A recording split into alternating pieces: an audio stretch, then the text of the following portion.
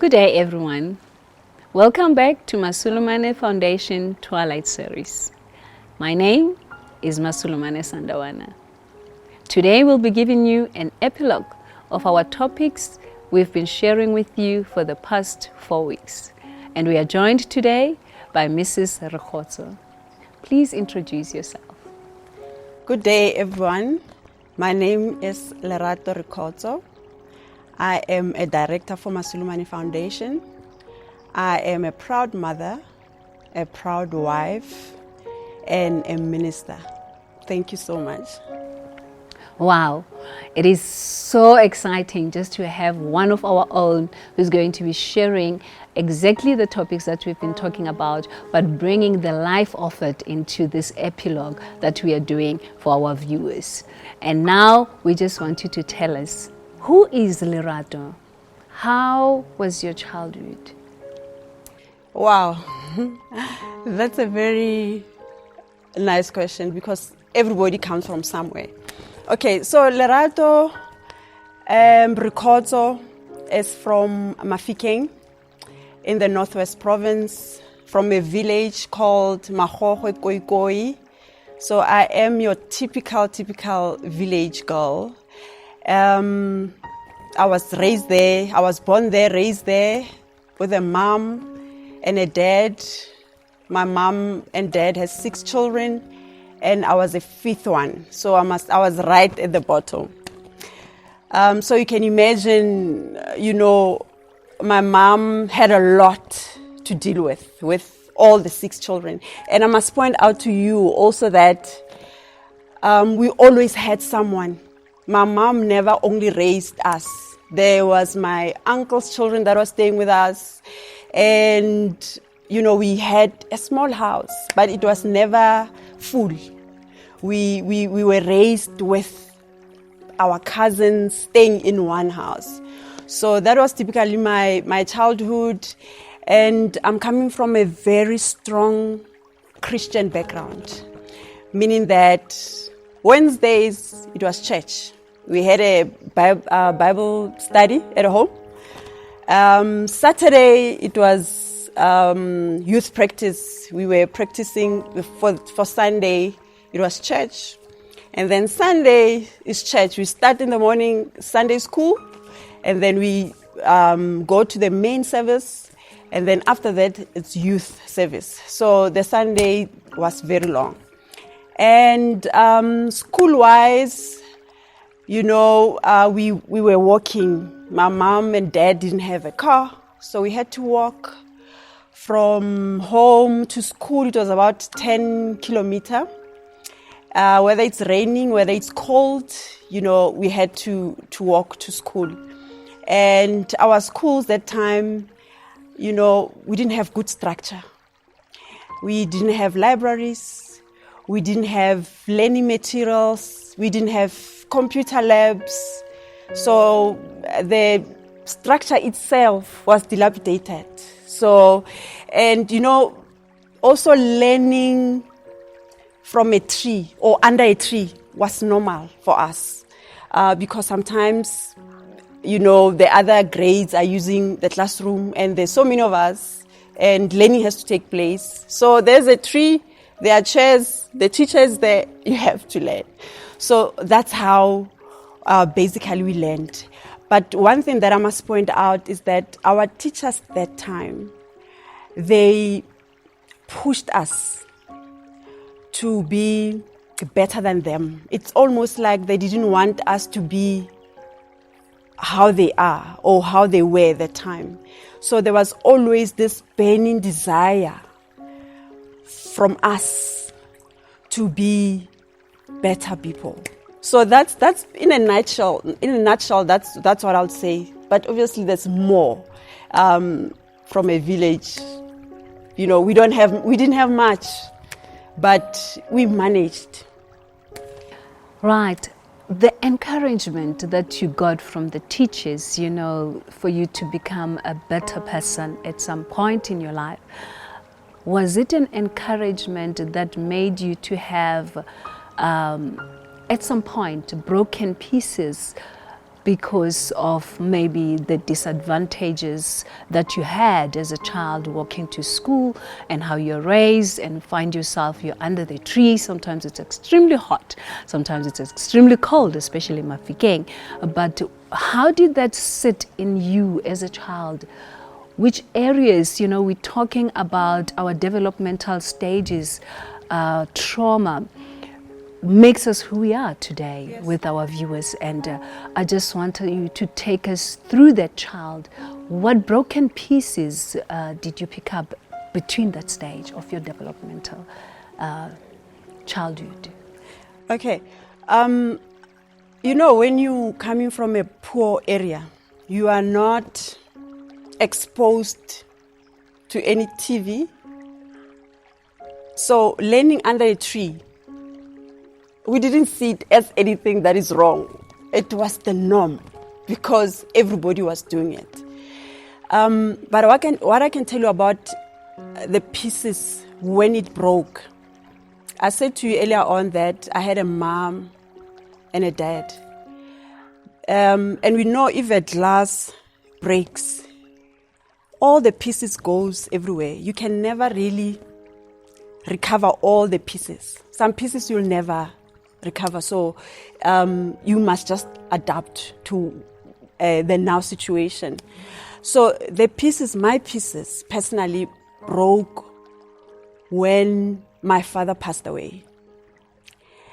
It was a pain that I don't think any child at the age of 11 can bear. So, you have a father and you see your father dying slowly. It was a slow death because he had stroke. He started walking, with a walking stick, and he couldn't walk anymore. Then my mom had to organize a wheelchair for him. The left arm, the whole arm was not working. The face moved, to the left. So the whole side was not working. And you see your mom struggling with her husband, which is my dad. And you see him, or you hear him at night crying because he's in so much pain. Yeah. And, the following day, it's school. You must wake up in the morning, but you didn't sleep because your dad was in so much pain. Yeah.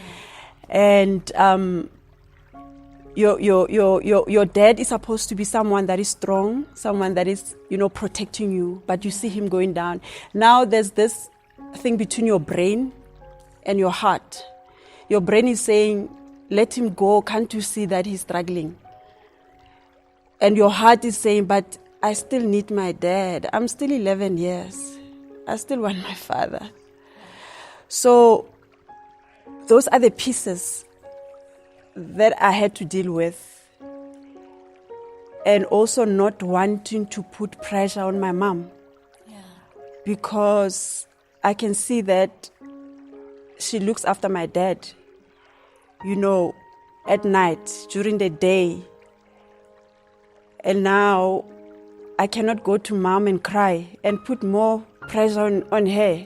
Yes. Because, she's got someone that she's looking after. So how do you pick up those pieces? Where is all the other pieces? So I had to adapt to the situation that I might not have my dad for a long time. And eventually, as his health went down, I had to let go and adapt to, staying or living without a father. Right.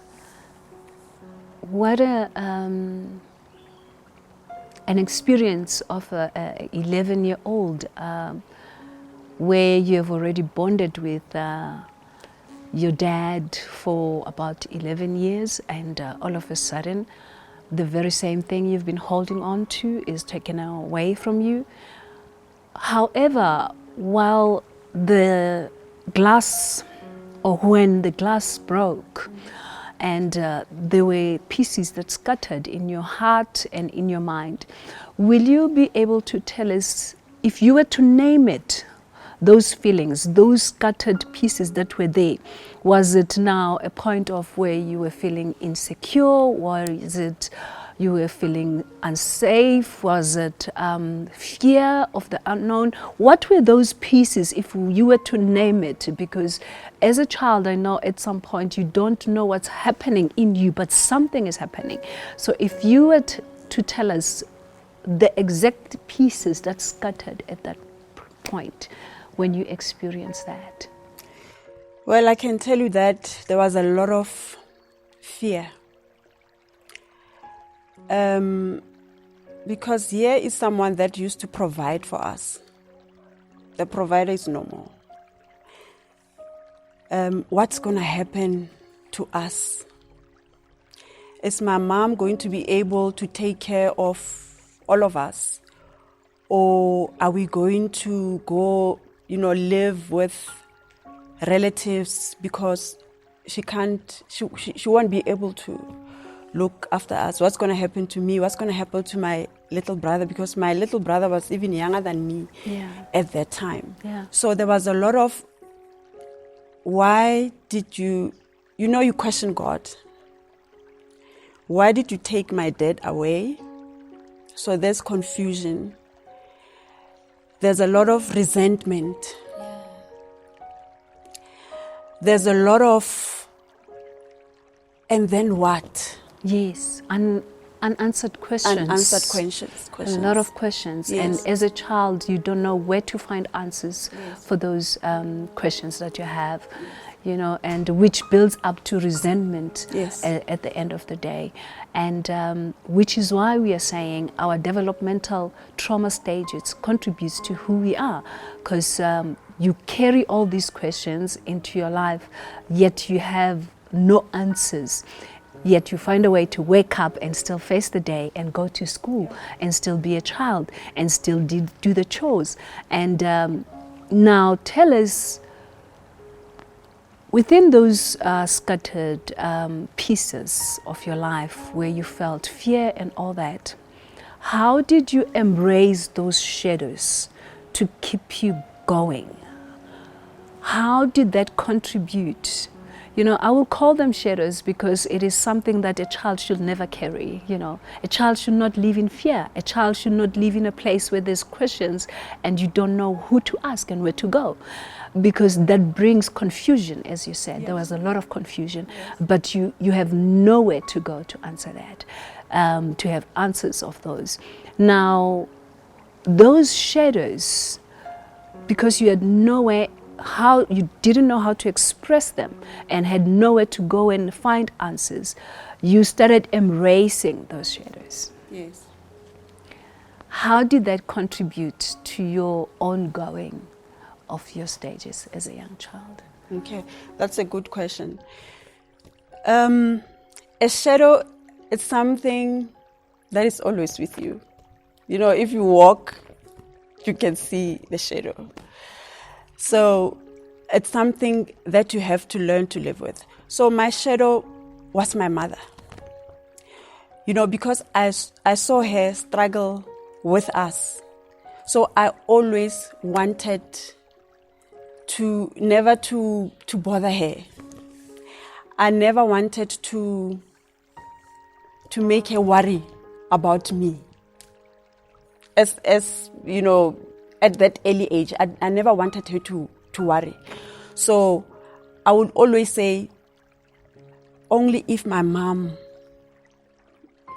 can be out of this where she is now. So I would always want to do good by her. So she was my shadow, that I don't want anything to stress her. I don't want to be in trouble at school so that she has to deal with teachers at school. So I will make sure that I do everything that I'm supposed to do so that she doesn't have to worry much about me. Maybe she can worry about other kids, but for me, I didn't want her to worry about me. So I always wanted to protect her. Which brings us to, you became an adult. Yes. You started protecting the mother. Yes. And that laid heavily on you. Yes. That became a shadow that you had to carry every day, which is a burden. At the same time, as a child, you felt it's necessary to do that. Yes. And now it takes away the very same intuition we were talking about, that all of us, we are born believing that a home is a safe place. And all of a sudden, that safety is taken away. And as an 11-year-old child, you are now pushed to grow into a level of being an adult who is now protecting the mother, yet you don't even know how to do that. Yes. And now your heart carried that for so long. Yes. And now that child suffered. I strongly believe the child suffered because she was carrying something that she was not supposed to carry. And that child tried to protect the mother without even telling the mother that these are the things that I'm doing behind scenes. She didn't know. To protect you, you know. Now, that child developed in a way that was not even expected, even in your mind, because now you had to be who you don't even know who you are. And what I want us to go back to, it is to say, if you were to say something to that child today, you know, if you were to embrace that child, if you were to look back to that child who carried so much and which contributes to who you are today, and at the same time, between that, there's good and bad. And we would like you to share to us what it is that you would like to say to this child, that you looked at and you saw all this glasses breaking in front of her, all this that she was holding on to taken away from her, all this childhood of going outside and play and laugh, and all of a sudden it's taken away, and you have to become an adult, which is a position that you didn't even know, or a role you didn't even know how to play. Hence it was a burden to you. It became a shadow in your life. What would you say to that child today? I would say to that 11-year-old little girl that it's okay to cry. It's okay to ask your mom for a hug.